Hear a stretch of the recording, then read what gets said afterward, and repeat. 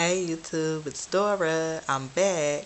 I came on here about a month ago and told you all that I had my baby, and I said I would come back and do an update. I planned on getting on way quicker than a month, but I actually had to go to the hospital right after I made that video.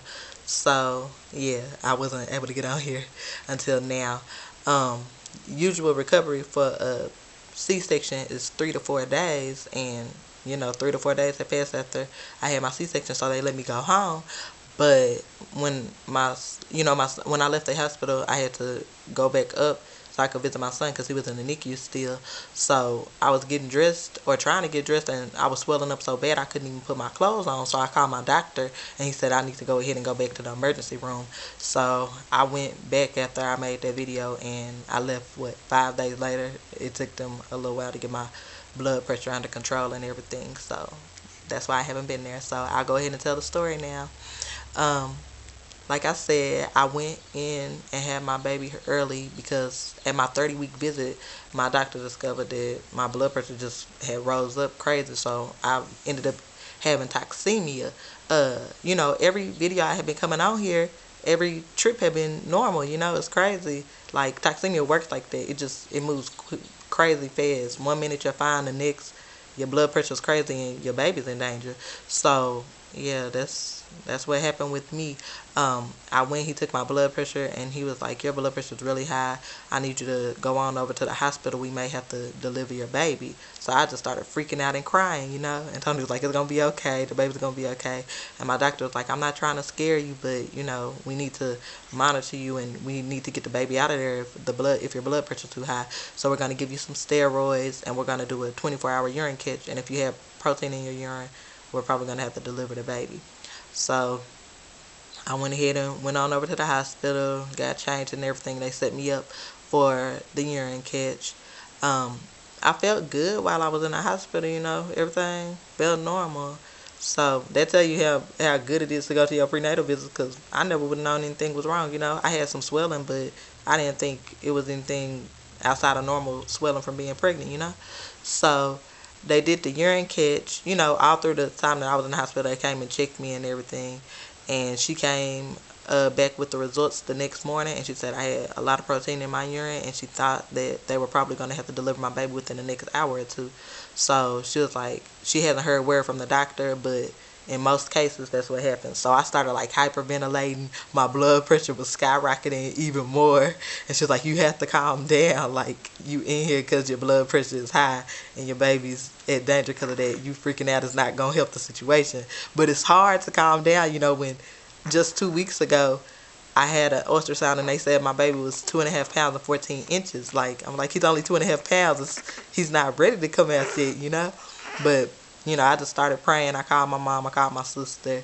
Tony was already there. He spent the night.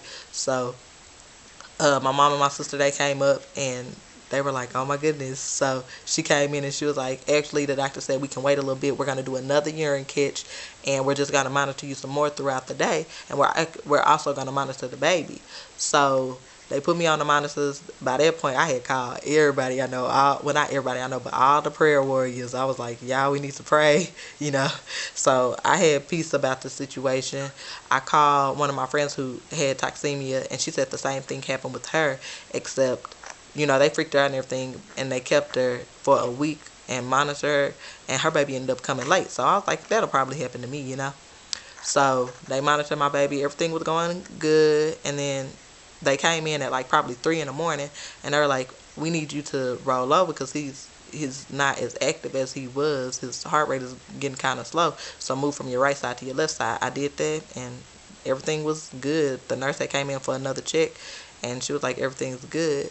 So she like, I woke up again for another check. I don't really know what time it was. I woke up again, and she was coming in there saying that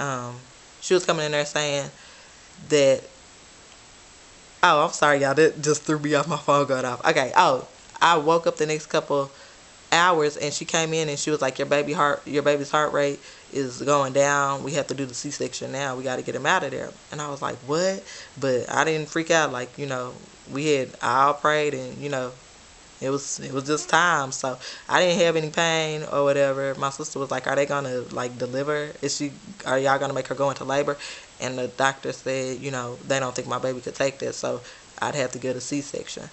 So as they're wheeling me in, getting me prepped for surgery, there was a big snowstorm in Texas. It was the biggest snowstorm we've had in like 20 years. So she's like, look outside and see the snow for the last time before you go into surgery. And I was like, what do you mean for the last time? I'm coming out of here all right. Me and my baby gonna be fine. Why would you say that to somebody you know? But, she just, she meant well enough. So I looked, and the snow was crazy. It was nice. But anyway, moving on. I went in, and Tony, like, the father can't be in there in his regular clothes, so they took him to change and get prepped for the OR room while I'm getting my spinal tap. So I started kind of freaking out about that because I thought he was going to be able to be there and hold my hand. But there was a really nice nurse there, and she held my hand as they did the spinal. There was no problem, They just told me take a deep breath and be still, and it was over before I knew it.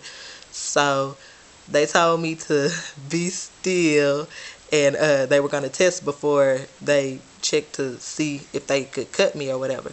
And he started pinching me, and I could feel it. And he was like, okay, so what's going on? I was like, I can feel that. He was like, what do you mean? I was like, I can feel it. He said, what does it mean? He said, what does it feel like? I was like, it feels like you're pinching me. Then he was like, okay, we're going to have to put you all the way out. So he said that, and he was like, you're going to feel warm. After that, I was waking up, and they were telling me, you have a baby. It's going kind of long, so I'm going to do a part 2. All right.